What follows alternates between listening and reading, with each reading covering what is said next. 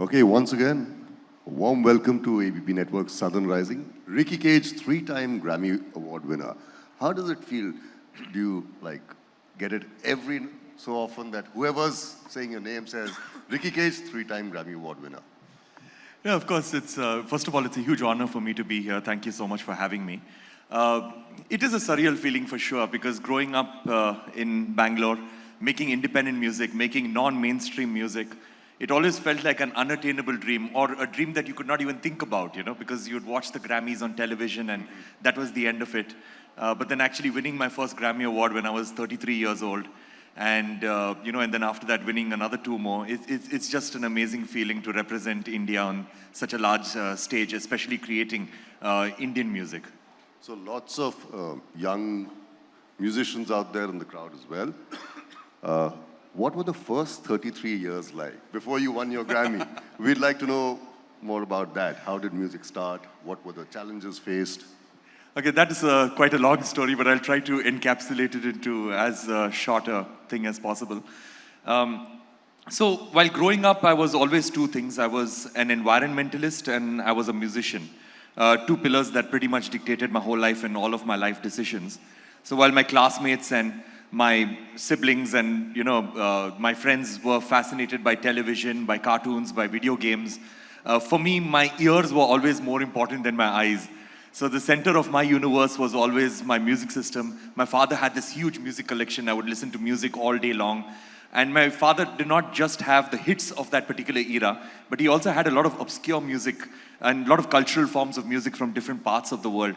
So a lot of my education happened through listening to all of that music that my father had. And, and then later on, I also fell in love with nature, and my falling in love with nature also had a lot to do with music. And then I realized that music and nature is one and the same, because at the end of the day, how did music start? Music started off as sounds from nature. Sounds of the birds, sounds of the animals, sounds of the wind, sounds of the water drops.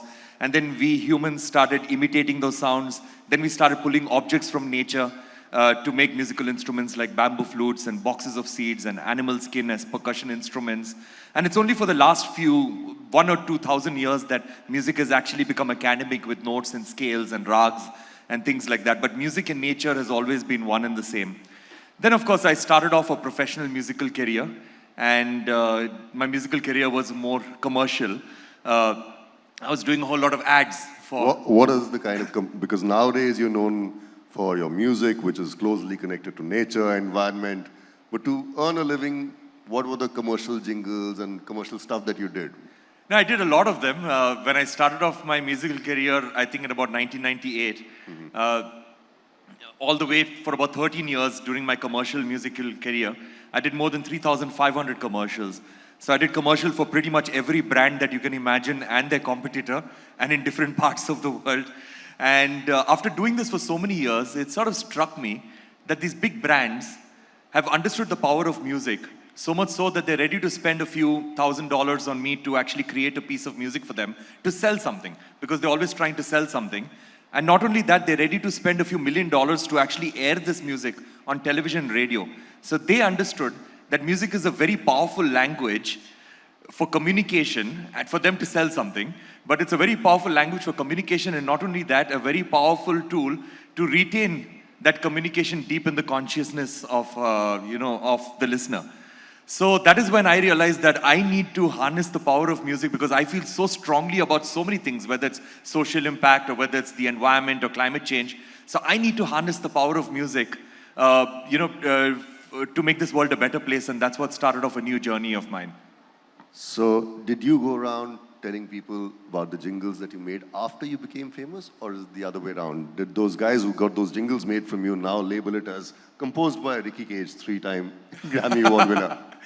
No, of course, once I won my first Grammy Award, a whole lot of brands started tweeting that, that our commercial was, created by a Grammy Award winner. So that obviously happened.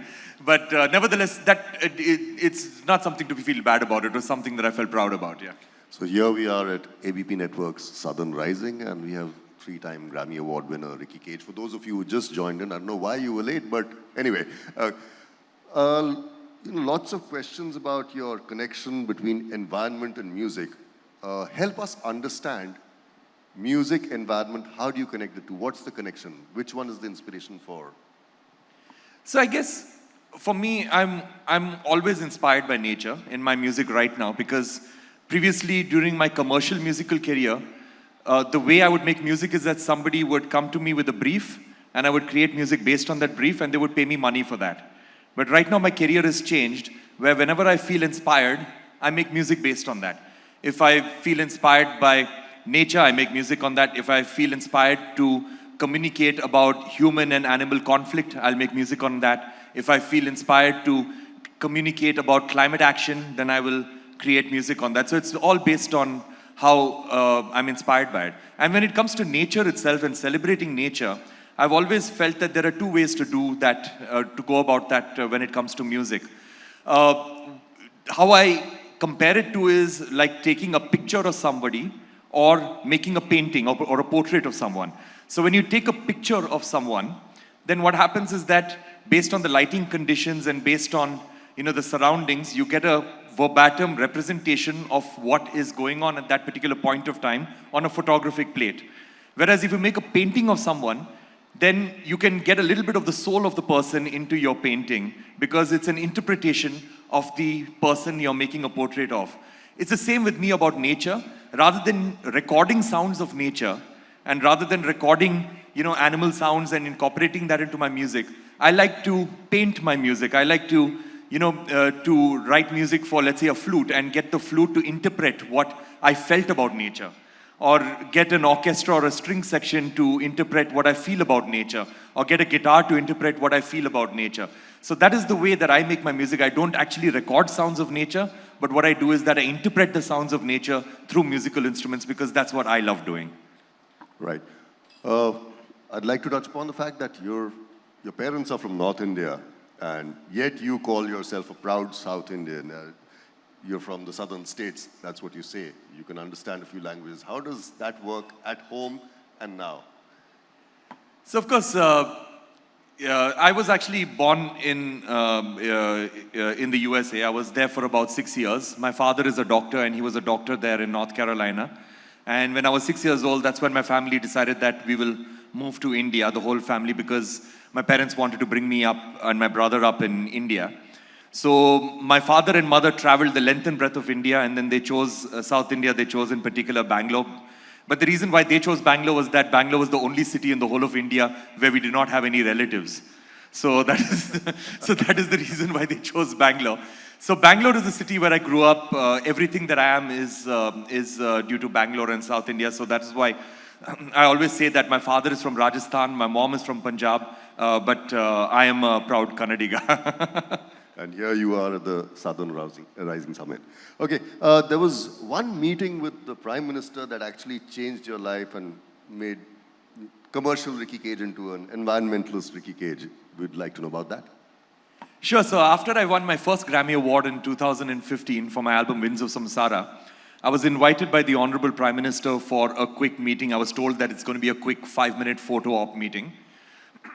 And of course, for that itself, I was extremely grateful, because, you're with a population of 1.4 billion people, you're getting to meet the head of your state. So I went for the meeting, and it ended up being an hour-long discussion, because the Honorable Prime Minister got to know about my work in the environment and how passionate I was as an environmentalist, my work with the United Nations. So it ended up becoming an almost hour-long discussion. And during that discussion, the Honorable Prime Minister saw my passion for the environment, and then he said that why don't you dedicate your life to this? And he encouraged me to stop all forms of commercial music and just focus entirely on environmental consciousness and and creating social impact around those areas. So I remember leaving the Prime Minister's office and thinking very strongly to myself that this is the push that I needed, and this is exactly what I'm going to do. So since then, every single piece of music that I've ever made and will ever make till the day I die is going to be about positive social impact and about, in my own tiny, small capacity, to make this world a better place through music. Well, more power to you, Ricky. So that is why, I do not do film music and I do not do pop music, because this is my life now. I was going to come to that question about film music, but since he's preempted it, Go ahead. Why don't you do Bollywood music? Why is Bollywood and why are the movies being deprived of Ricky Cage? So there are various reasons. Now, when you look at Bollywood music or you look at film music in general, whenever a singer from the film industries across India, whenever a singer or a composer performs in a foreign country or a foreign city, like let's say a New Jersey or a New York or a Moscow or or a Berlin or anywhere, they're able to fill up an entire stadium. They're able to get a large audience, but every single person in that audience is a member of the Indian diaspora, except for a few exceptions. The film industries and Bollywood, in my opinion, have not actually broken cultural barriers. There are a few songs that have, but by and large, they haven't broken cultural barriers. They're just catering to the Indian audiences everywhere, which is not a bad thing. It's a great thing, because with a large audience, if you're just catering to our audience, that's good enough. But for me, what happened was that when I was quite young, when I was about 19, I think, I had watched a concert of Pandit Ravi Shankar, and this was in the Bay Area in America. And I was very shocked that, he was playing pure Indian classical music, not even fusion for that concert. It was pure Indian classical music. And the demographic of the people within the auditorium was very representative of the demographic of the city that he was playing in. That city had probably an 80% Caucasian population. There was an 80% Caucasian population in the auditorium. A 5% Asian population, 5% Asians in the audience. Because this gentleman playing his pure Indian classical music, he was breaking cultural barriers and he was exposing people who were normally not exposed to Indian music, and he was a flag bearer of Indian music everywhere in the world, and that's what I called him. And then when I saw that concert, I decided that this is what I want to do with my life. I want to break cultural barriers. Now, I explained to you about how Pandit Ravi Shankar has broken cultural barriers and he lived abroad and he was creating music abroad. Now, so I coined something known as the Ravi Shankar syndrome in India. Okay, now what is the Ravi Shankar syndrome? Now, everybody knows who Pandit Ravi Shankar was, right? What is the instrument that Pandit Ravi Shankar played? Shout out, what's the instrument that Pandit Ravi Shankar played? Correct. The biggest civilian honor that he won, the Bharat Ratna. What's his daughter's name? Somebody shout out. Perfect. The other daughter's name? Nora Jones, correct. Can anybody name one album of Pandit Ravi Shankar? One album. He's done more than 60 albums. Name one album. He's done Bollywood as well. Yeah, or forget about his albums. Name one song of his. Nobody can in India. But because we know him as a personality, but we don't know his music. And that is what Bollywood and the film industries have done. That they've created they've sort of like created a false identity of our music. When I tell people I'm a composer, the first question they ask me is which film? Because that is how deeply integrated our film industry is with our music, and we need to change that, and slowly that is happening. So, trivia alert, Pandit Ravi Shankar gave the music for the movie Gandhi, the Richard Attenborough movie. True. And in case you like his Bollywood music, that's what you're going to listen to. But that was a British movie. Yes. Since you spoke about stadiums right now, you were generally getting a lot of traction on social media on Trevor Noah's concert. So I'll give you a background gist of it. The concert was cancelled, and Ricky's comment was Trevor should have done a sound check himself. What happened? The less said about that, the better. So Trevor Noah is... No, we want to know, man. So Trevor Noah, obviously, he's a very famous and a very talented comic actor. He's a comedian. He used to be on The Daily Show. So he had done this tour of Bangalore, Delhi, and Mumbai. So for the Bangalore show, he came up on stage and then he said that the sound is not good or something like that. And then he walked off stage and he canceled both his shows in Bangalore. And he pretty much blamed India in his comments and in his rant about, why he did not do two concerts. So that did not sit well with me, because being a musician, whenever I do, or rather being a performer, whenever I do concerts, no matter what the venue, no matter what the size of the audience, even if it's an audience of 50 or if it's an audience of 100,000, I make it a point that I go prior to the event and I always do a sound check. And I make sure that the audience experience is absolutely amazing, or at least as amazing as it can get based on the venue. But that is a responsibility that I do not move out from. That is extremely important. Whereas in this case, Trevor Noah, the first time he actually went on stage was when he went on stage for the performance.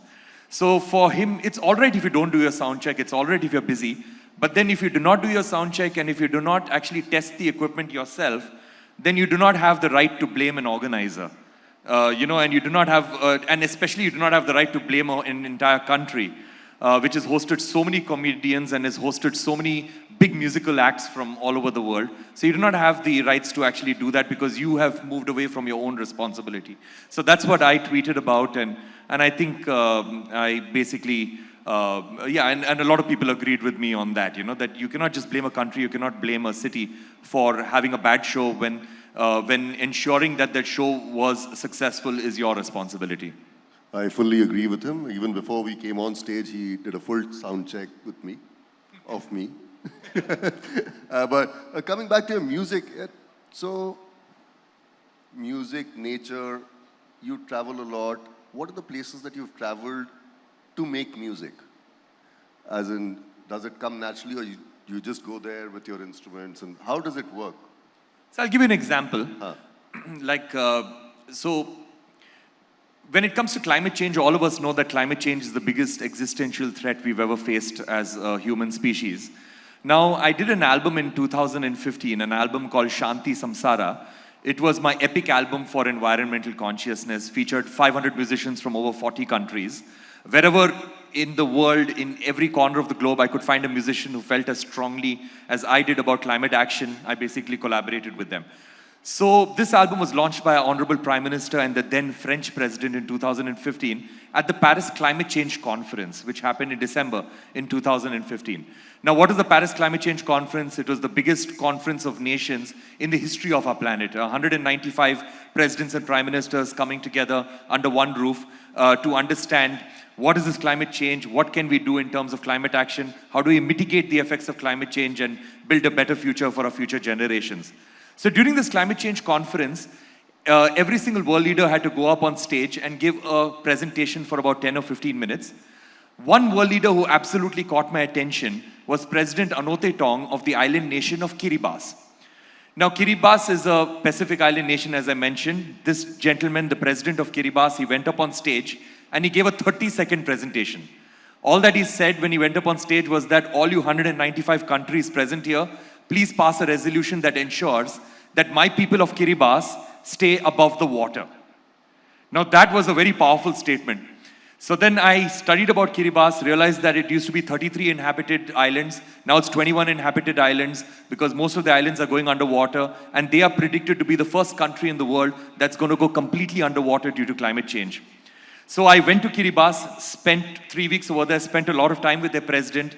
And the president, told me that, we are low-lying islands, so we are suffering the consequences of your actions.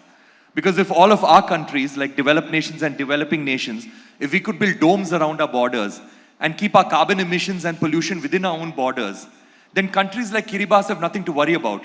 But our carbon emissions spread around the world. It's a very thin atmosphere. It's only one atmosphere because of this global temperatures rise, polar ice caps melt, ocean levels rise, and because Kiribati are very low-lying islands, they are the first to go underwater and they are suffering the consequences of our actions. That is what inspired me to make music. So I made music with their local population, getting their cultural influences, with their people, with their president. And that is what inspired me to make a song. And that song brought about a lot of change because I performed that song 3 times now at the United Nations General Assembly, at the United Nations headquarters in New York and in Geneva. And this started the conversation among world leaders, because if you make an emotional plea through the language of arts and music to world leaders, then basically you're reaching their hearts and their souls. And that is what inspires them to bring about change, and that's what happened with this song. And now the whole world talks about Kiribati. Previously, nobody had even heard of their country when their president had gone up on stage. Now the whole world talks about Kiribati, and they use Kiribati as a very strong example to showcase that climate change is not some vague phenomenon that may or may not happen in the future. Climate change is real, and there are current victims of climate change. And our actions sitting down over here are having disastrous consequences on people on the other side of the world. So that is what I tried to convey through music, and in some way I was successful doing that. Let's just converge the lens a little bit and focus more on India. Do you think we as Indians are concerned about the climate, or is the rest of the world more concerned? Where do we rate on that scale? And what have been your efforts to probably bring about the change if so required? I think when it comes to the environment and when it comes to climate change, I think India is making very, very large strides. I think the concern in India, and I travel all over the world, the concern in India is much larger than anywhere else in the world, even though we are actually not at fault when it comes to climate change. We are developing very responsibly, in my opinion, at least far more responsibly than the West has developed since the industrial age. And like if you look at various things, you know, like you look at the way that we, the Solar Alliance, for example, what our government has come up with, I thought that was quite path-breaking of creating an alliance of nations which have a tropical climate so that we can generate renewable energy for the entire global south. If you look at the Prime Minister's Life Mission, I think that is quite a game changer because I've always believed that the biggest threat to us as a human species with all the problems that we face when it comes to the environment is the constant thought that we have that somebody else will make a difference, you know. We're always talking about changing the world, but we very rarely talk about changing ourselves. And that's not because we're evil people, it's simply because we haven't empowered ourselves to believe that the small, tiny, incremental changes that we can make within our own lives actually matter. We always believe we are insignificant. So how have you done it with your music? How have you inspired people in India to probably, create a better world for us? So it's through my music. Of course, I've not performed in Chennai often enough. But if you come to any of my concerts, that's what it is all about. It's all about individual action. It's all about how can I make a difference? What can I do? So my concerts are very energetic. They're very entertaining. But at the same time, it gives you food for thought. That when you go back home, you're constantly thinking about how can I make a difference rather than how can I force somebody else to bring about change. So that's what I try to do. Because the thing is that everybody at some level is aware of all the problems that we face. Maybe not at an analytical level, maybe not at a scientific level, but everybody knows that there's something known as climate change, there is a plastics pollution, there's air pollution. But so the golden question is not how do we create awareness, the golden question is how do we convert this awareness of problems, how do we convert that to actually taking concrete steps and action within our own lives? Because we feel that if I stop using single-use plastics, what difference will it make? Or if I reduce my use of fossil fuels, what difference will it make? So that's what I try to show through my music, through the emotional language of music. As I mentioned, reach the hearts and souls of people. And that is what will create mere awareness of problems into actually taking concrete steps within our own lives and taking action. For those of you just joined in, welcome again to ABP Network's Southern Rising. And we have Ricky Cage here with us. You also go around with a recorder and you record sounds from various parts of the country. Tell us something about that. And how do you make music out of that? So that is basically collaborating with musicians because we all know about our Indian classical forms of music, that is Hindustani classical and Carnatic classical. But India has got far more traditional forms of music across India, and these are the tribal and folk forms of music. Especially when it comes to the tribal musicians, I've been very fascinated by the farmer tribal musicians. So I travel very often to Odisha, and and collaborate with the tribal farmers over there. They've got these songs that have been passed down from generation to generation. These songs have been passed down orally from generation to generation. So there is no actual written script for these songs. So the only way to learn these songs is to learn it from a tribal musician. And the best part about these songs is that these songs talk about coexistence. These songs talk about the good things of life, of harvest, about how to live within the delicate balance of nature. So they're just beautiful things to learn from, not just the music, but the thematic elements of these songs. Like, for example, I was in a millet field in Koraput, and one of the farmers was singing a song, and I got the song translated, and it said that, the harvest of millet is very similar to me actually giving birth. So that is the kind of analogies that they have, and that's the kind of love that they have for nature and, and good food and, a super crop like millet.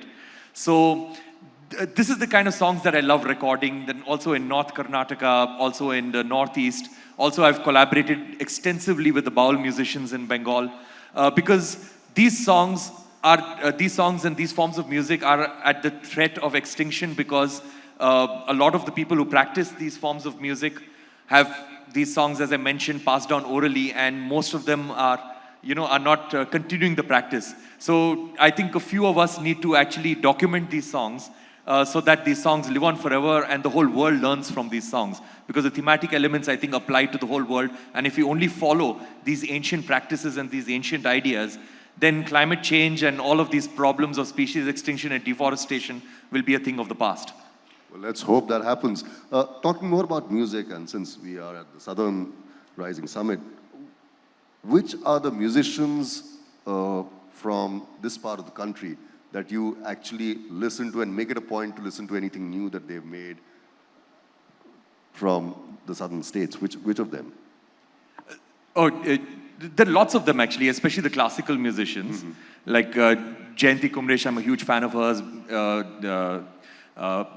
With one Viku Vinayakram, and and of course when it comes to the film music, like Selva Ganesh also, a huge fan of his. Then when it comes to there are so many I can name actually, like Bombay Jayashree, massive fan of hers, and there's so many musicians that I can name actually. And then of course, the overarching person when it comes to film music, when it comes to all sorts of music, is of course A.R. Rahman, a very good friend of mine. And the reason why I'm bringing him up over here is that he has pretty much changed the face of Indian music for generations, and if I may say so, the thing about A.R. Rahman is that every single musician in India after him has been inspired by him in some way or the other. And whether it's a musician or whether it's a singer, including me. And because that is the kind of footprint that he's had on the musical landscape in India. And if anybody says that they haven't been inspired in any way by A.R. Rahman and is an Indian musician, I think they're just plain and simple lying, because that is the huge footprint that he's had on Indian music, and I'm very fortunate to have him as a friend. So that's what. So basically, I feel that, and then there are, of course, my band has got completely. The band that I travel with all over the world, it's completely musicians from South India. Vari Jashri Venugopal, Arun Kumar on drums. We've got Giridhar Udappa on katam. These are the musicians who travel with me everywhere and perform with me. So I've got great respect for the South Indian forms of music. So was it A.R. Rahman making Vande Mataram and then you decided to make the national anthem? So Ricky has done a version of the national anthem which has got quite a lot of positive acclaim. Tell us something. What was it, A.R. Rahman? No, so the thing is that the national anthem of India was the first piece of music that I ever learned or even listened to as a child. Even before I listened to any nursery rhymes or lullabies, the national anthem was the first piece of music that I ever listened to. And as I mentioned, when I started off my music, on music, I basically, was self-taught, and the first piece of music that I learned on the keyboard was the Indian national anthem. And so the Indian national anthem is something that is within my blood, and in every part of my being. So I've done various versions of the Indian national anthem while I was growing up. But then this year I thought, why not do an epic version of it? And I've performed and I've collaborated with symphony orchestras all over the world, and some of the best symphony orchestras. And one thing that I've always felt when I collaborate with a symphony orchestra and when I watch a symphony orchestra performing is that, what is a symphony orchestra? It's got all of these various instruments. It's got violins, which is a soft instrument. Then you've got a timpani, which is a very loud instrument. And then you've got a harp, which is a soft instrument, a bassoon, which is a really loud instrument. You've got a piano, which can be loud and soft. So you've got all of these various instruments, which have got its own personalities. And a violin is not trying to be a timpani is not trying to be a harp is not trying to be a bassoon. Everybody, all these instruments are maintaining their own unique personality, but yet when all of them play together, they somehow sound amazing together. And that is what our country is all about. Coexistence. It's about coexistence, and it's about maintaining your own ideology, maintaining your own philosophy, but somehow working together in beautiful harmony. So that is why I wanted to do an orchestral version of our Indian national anthem. And I thought, why not get the best orchestra in the world, that is the Royal Philharmonic Orchestra, and a 100-member orchestra.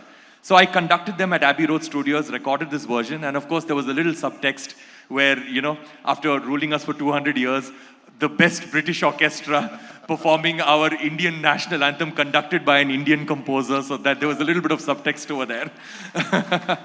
And of course, when the piece came out this Independence Day, it was tweeted by our Honorable Prime Minister of India and various heads of state all over the world, and it became quite successful, and I was very happy that it was very well appreciated, and people appreciated that this is what I wanted to portray India as being a lot of unity and diversity, and India is just one big orchestra, with people of different ideologies, people of different diverse people, diverse languages, diverse culinary tastes and thoughts and philosophies, religions, but somehow coming together beautifully as one nation. No, and while we were walking, the national anthem was playing. He stopped immediately, so did all of us, but you could see the respect for the